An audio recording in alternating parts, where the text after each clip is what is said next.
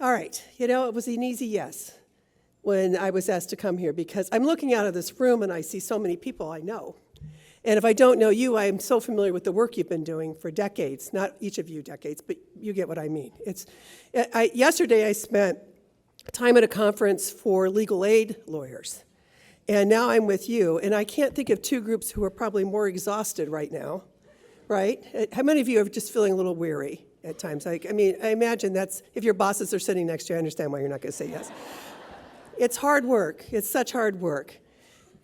The way I look at it is every morning we all get up and we answer the same question. We may not be aware of it, but we answer the same question. Is this the day I give up? Or is this the day I keep fighting for people who need me? And every one of you had the right answer today, because here you are, right? You could be anywhere. You could be doing any kind of work, and yet here you are. This is the work you're doing.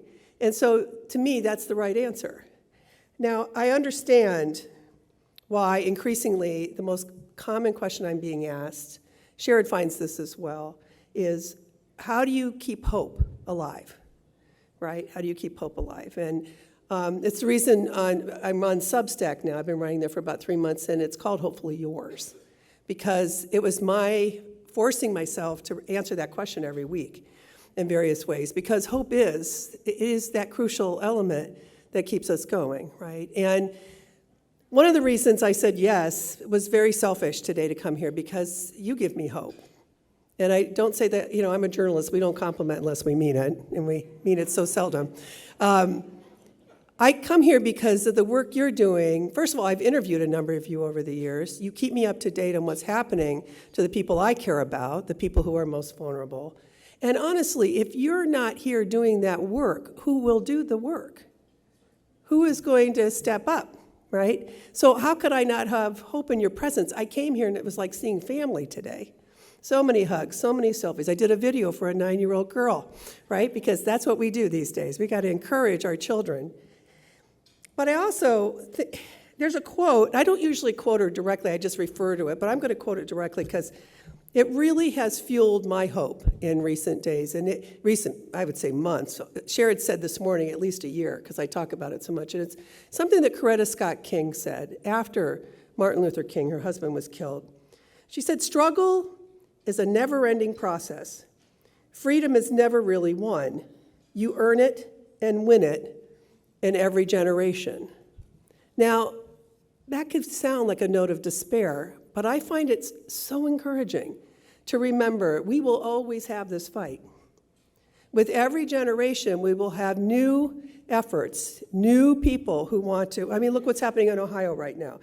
Voting rights, efforts to suppress the vote, reproductive rights, and trying to prevent women from having control over the health of their own bodies and the well-being of their families.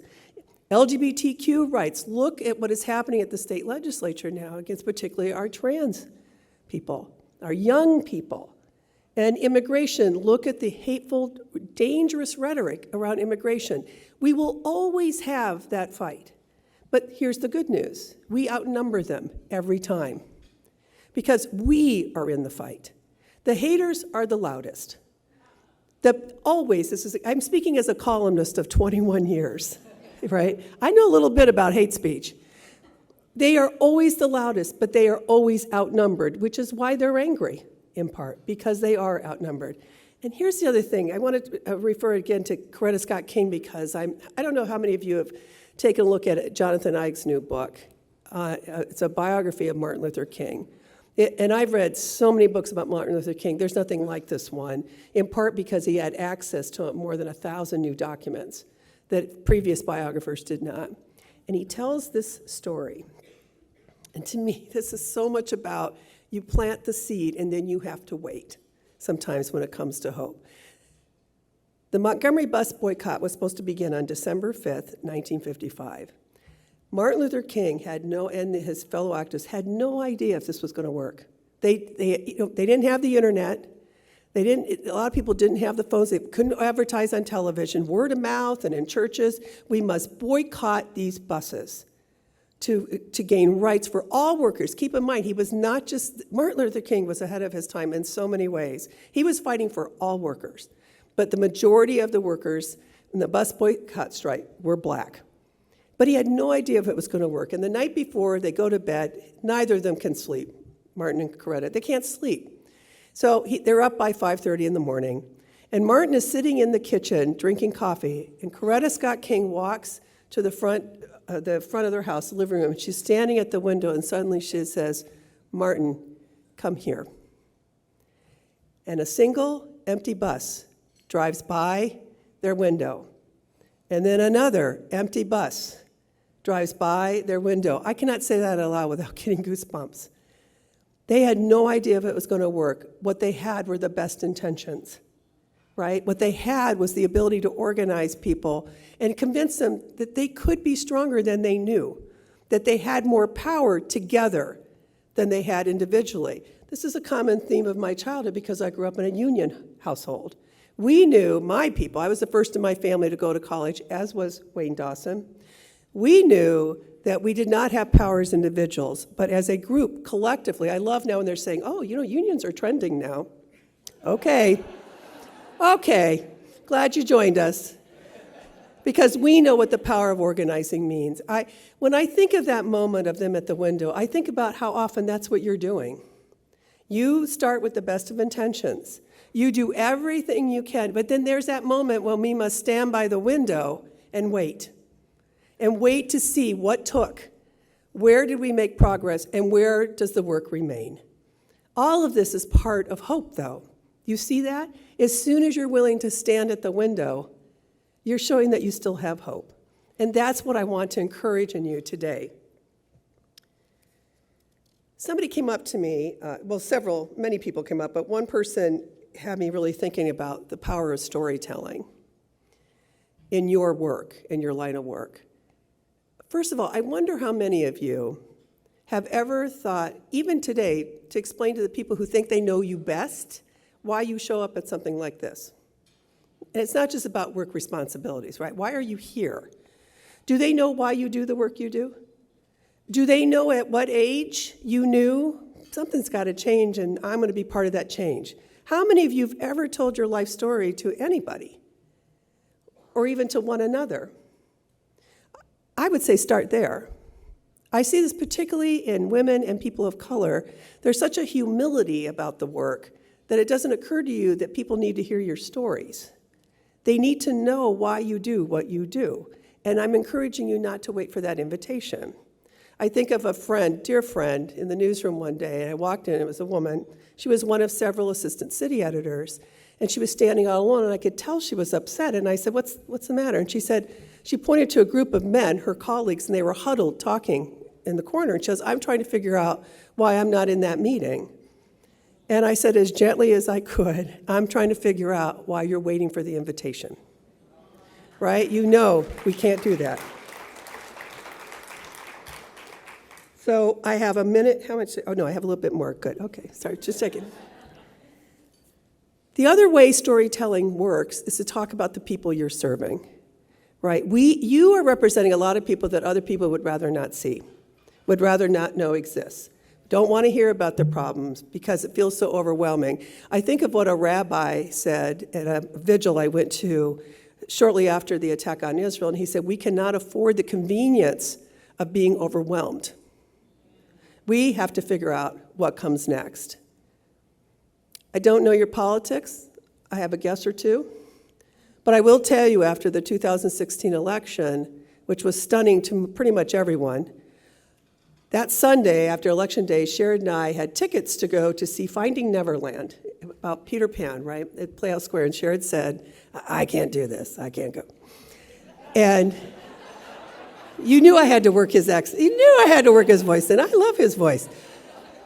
But I said to him, we're supposed to go with our friends, Kate and her wife, Jackie, and I think we should go. I think we have to go. That it would be good for us. So we all get in the car, and Kate's driving us. And something happened we weren't expecting. We get into the lobby, and we are swarmed. And I'm not saying this is about us. What I'm saying is people were really scared for what was going to happen in our country. And they're coming up, and they're touching us. They're touching our faces. What are we going to do? This happened beginning, and at intermission, and after. And as we were driving home, Kate, the pastor who married us, said, well, I guess you two are going to have to figure out how to get to hope a little faster. And so we spent the next few weeks talking about, because here's the thing we know about hope, right? It's organic, but it can't be faked, especially with the people you're trying to help. It can't be faked. People know when we believe in them and when we don't. People know, one of the hardest things that can be when you've got one after another problem coming in is remembering that for them, you're their first sign of hope, often. You are the very first sign of hope. They have been through how much, and then they find you. And if we can remember that, and believe me, I mean, when that happened there, I just thought, oh dear, I was kind of hoping we were going to slip in, watch the play. It's not a grievance. Sharon and I always say when we're out in public, we belong to the public. We understand that. But it was a wake-up call to my own sense of feeling despondent and overwhelmed. I could not afford the convenience of being overwhelmed. And so, like so many others in this country, we got to a new place of hope. So when I talk about the importance of storytelling for you and about your clients, I do believe that if more people understood that the people you're trying to help, they have dreams, they have families they love, they have hopes.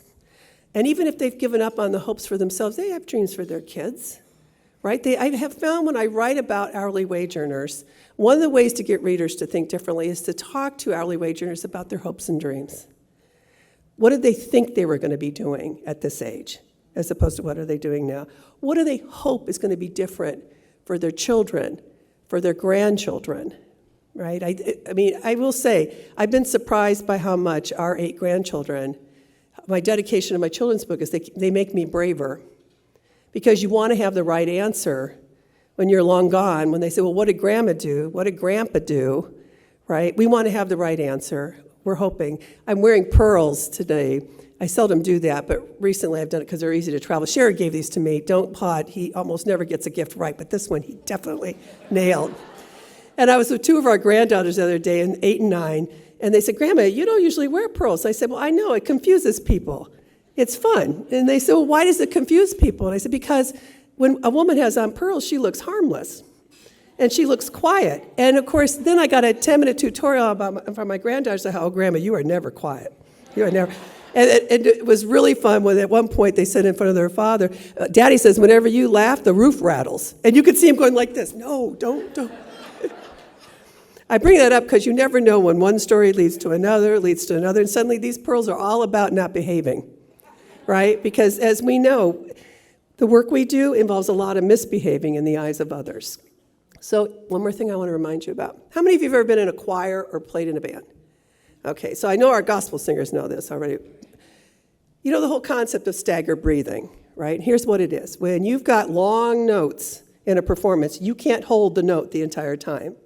So at some point, you take a breath, and someone else holds the note for you until you come back with the note, and then that person can take a breath. Isn't that a perfect metaphor for what we must do? For ourselves and for one another. You are so accustomed to taking care of other people. I wonder how often you are taking care of each other, one another. And how often are you taking care of yourself? The key to effective activism is not just commitment to the cause. It's knowing when you must pause. It's knowing when you must take that breath, feeling no guilt, no discomfort about that, because you are human. Wayne called you earth angels, right? And I love that. I think of you as warriors, right? Because I think about the work you're doing and how much I love earth angels, and I suppose you'd like that better. I'm just thinking of it in terms of what is required of you day after day, week after week. So please take care of yourselves. Please take care of one another. Because if we do this, if we take care of ourselves and one another, that too is who we are. And that will make us ready for the next fight that we don't even see coming yet. Although I can tell you, I hear the wind. Thank you, everyone.